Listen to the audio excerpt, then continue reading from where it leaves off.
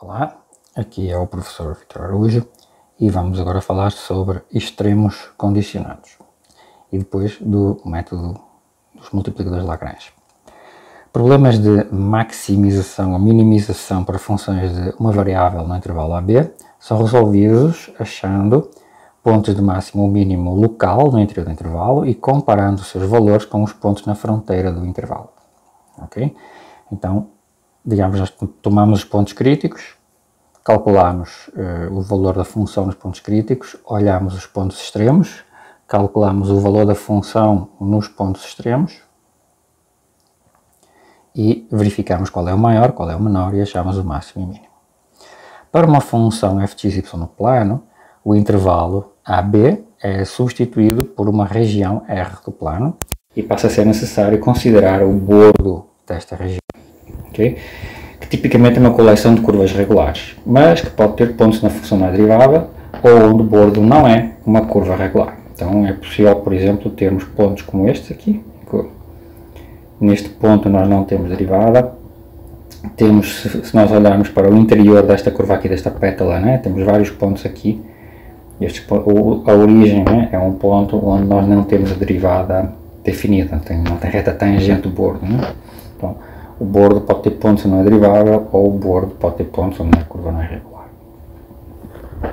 Vamos ver um exemplo concreto para entendermos o que precisamos fazer para determinar máximos e mínimos numa região do plano para uma função de duas variáveis. Vamos pegar um exemplo. Pegamos a função x vezes y, a função f de x, x vezes y, e queremos achar o valor máximo e mínimo no quadrado do lado 1. Claro, fato no quadrado do lado 2, né? Menos 1 vezes menos 1. Vamos dividir este problema para determinar pontos e valores extremos para funções f de x, y numa região R do plano em 3 passos, essencialmente. Okay? Primeiro, nós vamos achar os extremos locais no interior da região, opcionalmente estudando pontos críticos e aplicando os testes que conhecemos. Depois, estudar os extremos da função no bordo. Okay? Esta é a parte nova, em relação ao que a gente viu em dimensão 1, que vocês estudaram em cálculo A. E, finalmente, parte 3, calcular o valor da função nos pontos selecionados nos 2 passos anteriores e também naqueles pontos da região onde f não tem derivadas parciais. O maior e o menor valor calculado serão os valores extremos de f na região. Okay? Então, no problema que nós temos o quadrado do lado 2 aqui, com vértices, né, nos pontos de coordenada 1. Nós temos que a função gradiente é o campo vetorial y,x, com um único ponto crítico na origem, que está no interior da região dada, onde a função vale 0. Então, isto conclui o primeiro passo. Só temos um ponto crítico no interior da região.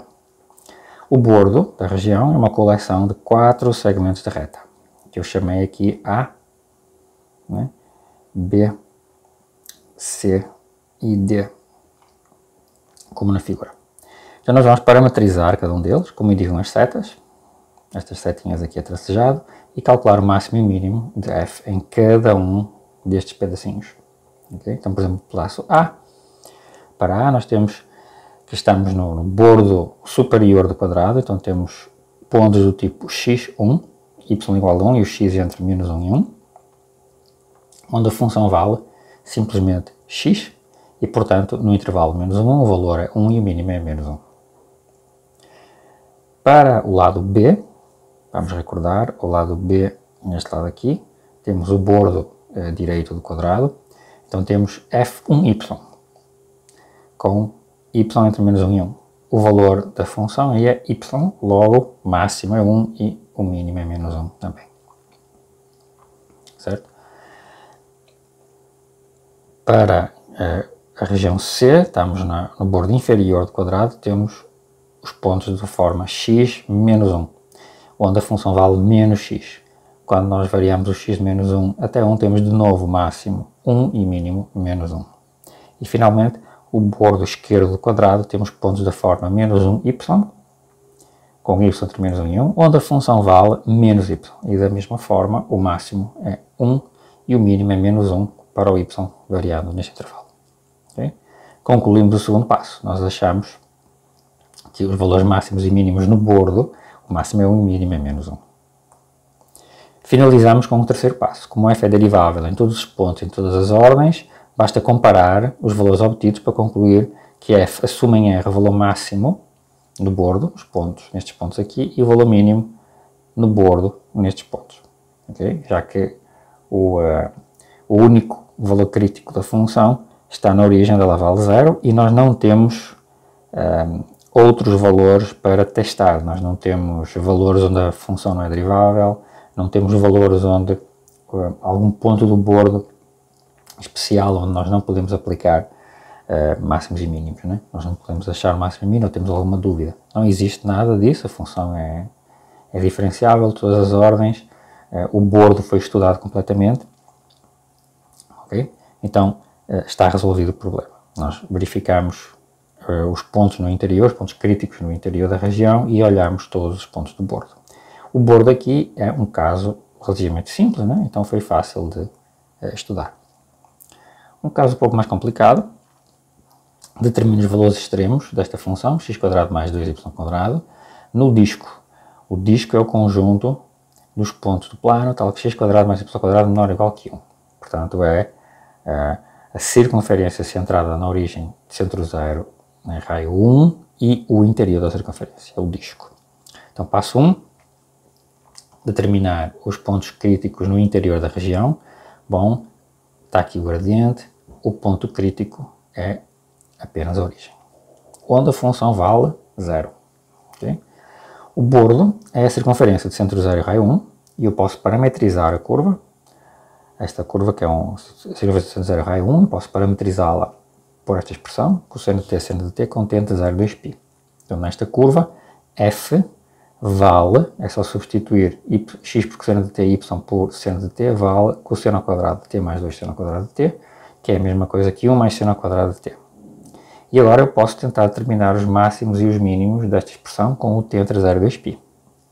Calculo a derivada da f restrita a este conjunto, né, com esta parametrização. A derivada é 2 seno de t cosseno de t, que é a mesma coisa que seno de 2t, e portanto os zeros estão nos pontos kπ sobre 2 com k em z. No intervalo 0 a 2π temos 0, π sobre 2, π e 3π sobre 2. Okay? Ou seja, temos estes pontos. O ponto 1, 0, ponto 0, 1, menos 1, 0 e 0, menos 1. Então, nesses pontos a derivada é 0, são os nossos candidatos. Que são, de facto, os pontos aqui, né, que interceptam a esfera nos eixos. Passo 3, calculamos a função nos pontos que nós identificamos. A origem e os 4 pontos na circunferência que nós identificamos. E o valor máximo é 2 e é assumido nos pontos 0 mais ou menos 1. O valor mínimo é 0 e é assumido na origem. Okay? Finalmente, os pontos que estão sobrando, pontos mais ou menos 1, 0, não são nem de máximo nem de mínimo para f, embora sejam pontos de mínimo para f no bordo de D, né? Mas na região completa eles não são nem de máximo nem de mínimo. Como é que nós podemos testar, em geral, máximos e mínimos no bordo de uma região do plano? Bom, tem uma técnica para fazer isso, okay? Que pode ajudar a simplificar estes processos. Então, frequentemente é inconveniente parametrizar o bordo da região quando procuramos valores extremos. Okay? Acontece muitas vezes que o bordo de uma região é dada por uma curva de nível de uma função g. Okay? Assim, por exemplo, para d igual ao disco, né, o seu bordo é a curva de nível 1 da função x² mais y², que corresponde à circunferência. Né? Então, o problema de achar os extremos de f de xy igual a x² mais 2y², que foi o problema que nós acabamos de resolver no bordo de D, pode ser pensado como um problema de achar máximo e mínimo para f de xy com xy restritos ou condicionados à relação g de xy igual a 1. Então, neste caso, existe o análogo ao teste da primeira derivada para achar pontos críticos condicionados, que é conhecido como o método dos multiplicadores Lagrange, que é o teste da primeira derivada para extremos condicionados. Então, sejam fg duas funções duas variáveis com derivadas parciais contínuas. Suponhamos que f restrita à curva de nível k da função g, dada por g de xy igual a k, para alguma constante k, tem um extremo local em x0, y0, e que o gradiente da g nesse ponto não se anula. Okay? Então, nesses extremos restritos ao bordo, existe um número lambda, tal que o gradiente da função é paralelo, né, múltiplo do gradiente da restrição. Okay? O número lambda, que é aqui usado, é chamado de multiplicador de Lagrange. Vamos ver como usamos isto já. Qual é a motivação para este tipo de resultado? Né? É o seguinte, imaginem que eu desenho aqui a curva de nível G, esta é a curva de nível onde eu vou procurar o máximo ou o mínimo, procurar os extremos, e eu desenho as curvas de nível da função f, que eu quero maximizar ou minimizar, restrita à curva de nível da função g. Okay? Então, nestes pontos, observem que, né, o ponto onde eu vou ter o máximo da função f, né, sobre a função g, é um ponto onde a curva de nível da g é tangente à curva de nível da f. Okay? Porque se não for tangente, né, por exemplo aqui não é tangente, então significa que em alguma direção eu posso crescer ou diminuir. Então esse ponto não é um ponto nem de máximo nem de mínimo. Mas aqui uma região, um ponto onde eu não posso nem baixar, nem crescer, nem diminuir, são os pontos de tangência entre a curva de nível da G e a curva de nível correspondente da F. Okay? Portanto, se as duas são tangentes, né, o vetor que é ortogonal a ambas as curvas de nível tem que ser paralelos. Mas um vetor ortogonal às curvas de nível da f é o gradiente da f e o vetor ortogonal à curva de nível da g é o gradiente da g. Então esses dois vetores devem ser paralelos. Um deve ser múltiplo do outro. E daí sai o multiplicador de Lagrange. Como é que nós aplicamos este teste? Então, para achar os pontos extremos de f restritos à curva c de nível k da função g, nós precisamos identificar os pontos na curva e os números lambda que satisfazem esta relação. Okay? Temos então que resolver este sistema de equações. As duas primeiras identidades dão-nos a relação gradiente de f igual a lambda gradiente de g, é o significado disto em termos de derivadas parciais, e a última relação diz-nos que o xy, o ponto xy, está na curva de nível c, está na curva de nível k da função g. Okay? Isto é a mesma coisa, de facto, que achar os pontos críticos desta função de três variáveis.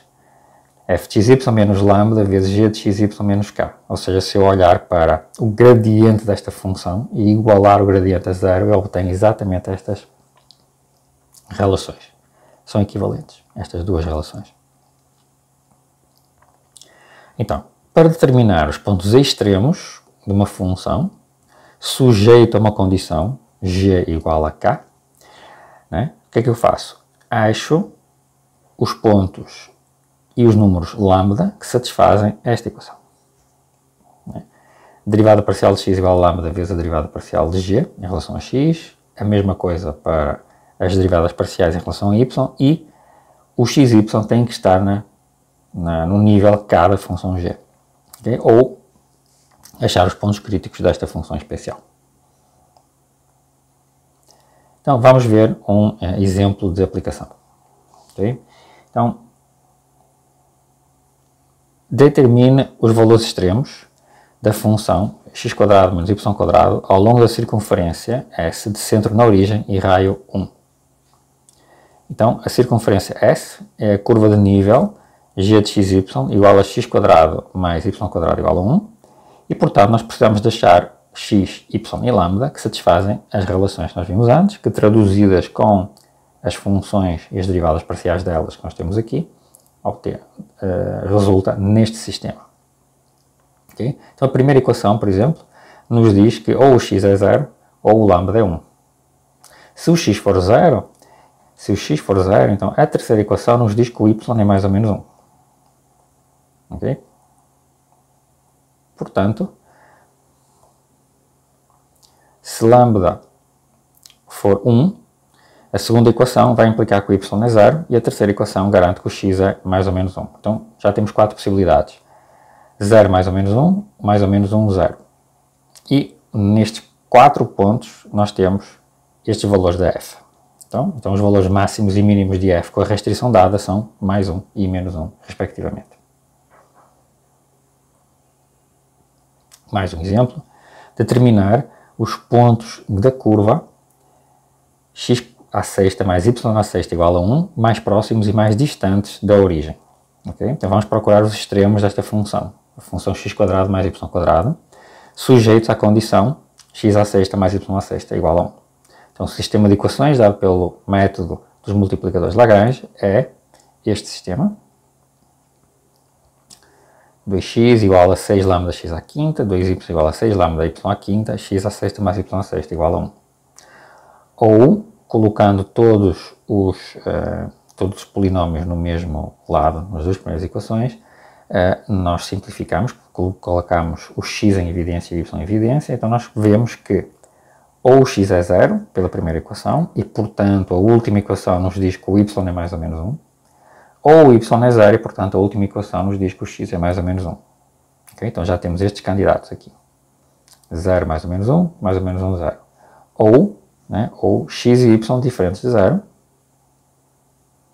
Isto é a curva que nós estamos olhando, x à sexta mais y à sexta igual a 1. Ou ambos x e y são não nulos e, portanto, obtemos esta relação das duas primeiras equações.